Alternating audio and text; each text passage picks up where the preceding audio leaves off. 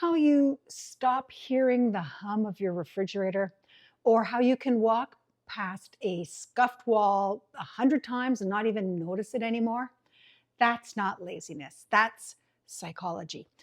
It's called a scotoma. It's a blind spot. And chances are your home has a few of them. We all have them. It's just part of living somewhere for a while. And that's what makes them so tricky. You're living in the house, you're not inspecting it. You've got kids to feed, groceries to unpack, laundry to fold. You don't have time to spend scanning the room like a hotel inspector with a clipboard. But maybe you should, just for a minute. A stachoma isn't just about vision, it's completely mental. Your brain filters out familiar information so that you can focus on what's new. It's a survival tactic, really. Otherwise, we'd all lose our minds taking in every single detail all of the time. Like when you're driving, you're not consciously thinking about every street light or tree you pass. Your brain hones in on what's relevant. Red lights, that cyclist swerving over there, or that squirrel that might make a break for it and run right in front of you. Same thing in a grocery store. You don't stand there analyzing every cereal box. You're locked in on the one your family eats, or maybe the one that's on sale. Everything else just becomes background noise. At home, though, your brain turns bigger things into background noise too. That wall that needs touching up, the squeaky hinge on the bathroom door, or the tiny drip under the kitchen sink. It's not that you're ignoring them. It's that your brain has decided this isn't a threat. It can wait. And then it just keeps waiting until it becomes part of the landscape and you don't even see it anymore. But when someone new walks into your home, their brain isn't filtering anything out. They're seeing it all for the very first time, and they're forming opinions fast. We had a client couple once, lovely people, the kind who took pride, well, I'm sure they still do, they take pride in their home. The house was clean, lived in, well loved. But when we walked into the primary bedroom, there it was. This awkward, clearly unfinished paint patch just in one corner of the wall, like someone had run out of steam halfway through a reno and just tapped out. Our first instinct was that something had gone wrong here, that they were covering something. Was it water damage, bad DIY job? Did they start a project and forget about it? What was going on? We didn't know. Turns out it was none of that. They were considering repainting their room. They put up a few strokes of the new color on the wall and stood back and instantly hated it. And instead of picking a new color and moving on with a new decision, they just stopped and lived with it for 2 years. 2. They didn't even notice it anymore. It became part of the furniture or the background mentally. But for me, that patch jumped out like ketchup on a wedding dress. And trust me, buyers would see it the same way. We repainted the wall. Suddenly, the room felt calmer, fresher, and intentional. And it took away any potential doubts that a buyer might have. It's amazing how one forgotten spot can make an entire space feel neglected. That's the power of a blind spot. So what have you stopped noticing?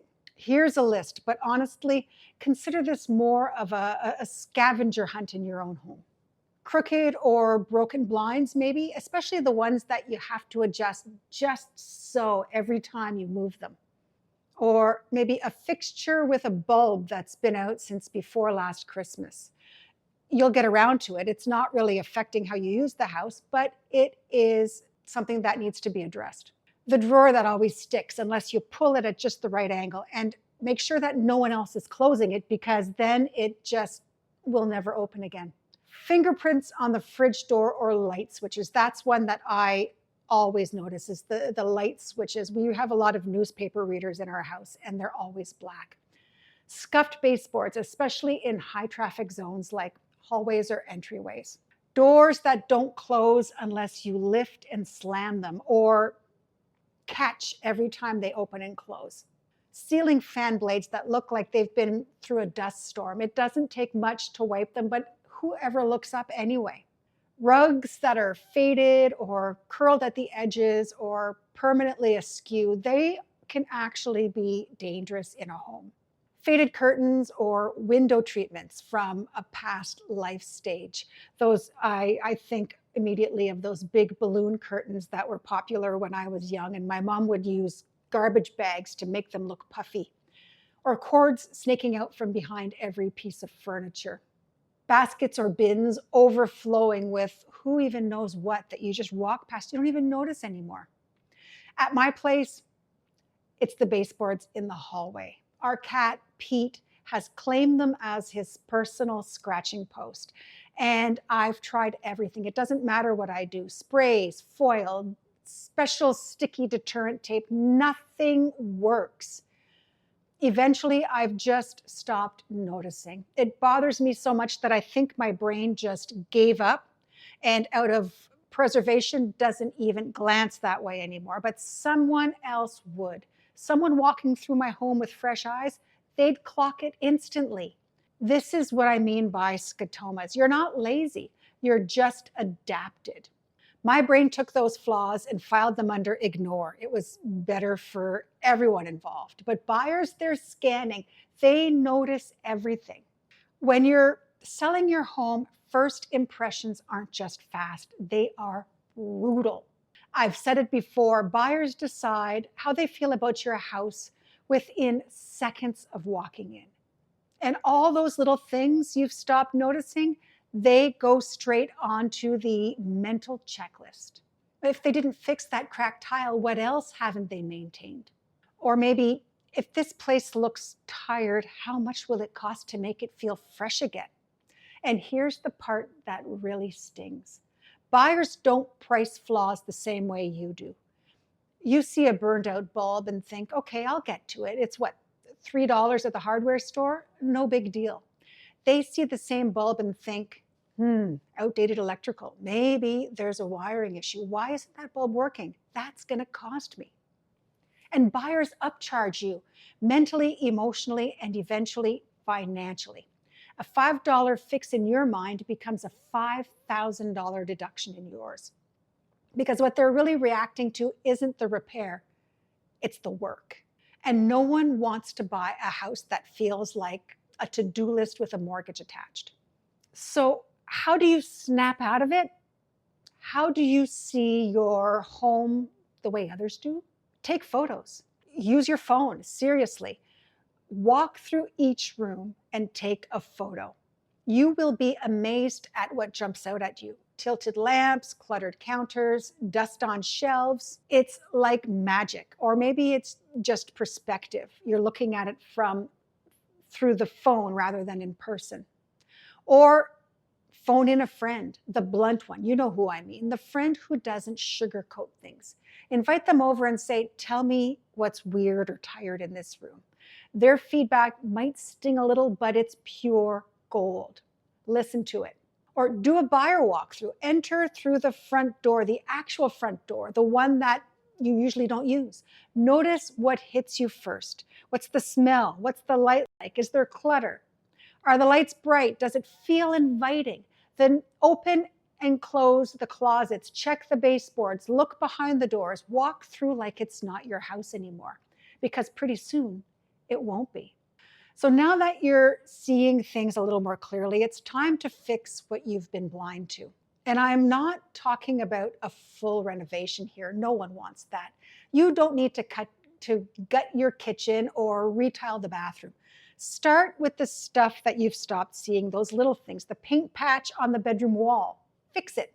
It took less than a day for my sellers, and that one small change made the entire room feel fresh again. The scratched up baseboards that your cat's been using as a personal chew toy. Yeah, I see you. I am you.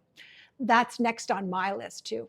Because those little things, the stuff that you've trained your eyes to ignore, that's what buyers are zeroing in on. They're not judging your paint color or your decor ideas. They don't care about your furniture. They're reading signals that say one of two things. Either this home has really been cared for, or this home is going to be work. and you get to choose which message your home is sending. Sometimes all it takes is a magic eraser and a can of paint, maybe a screwdriver and a bit of wood filler. Sometimes it's just stepping back and seeing the room like it's not yours for a moment. Because buyers don't remember every detail, but they absolutely remember how your home felt. And when it feels intentional and clean and cared for, that's what's going to sell. We all have blind spots. That doesn't make you a bad homeowner. It just makes you a person who lives in the house and you're comfortable there. But now that you see what you weren't seeing, you can start fixing the little things that change how your home is being perceived. And if you're curious what else your home might be saying without you even realizing it, the next video I have is for you. It's called "Your Cluttered Home is Sending Buyers the Wrong Message." And it might just change the way you look at the stuff you own. I'll see you over there.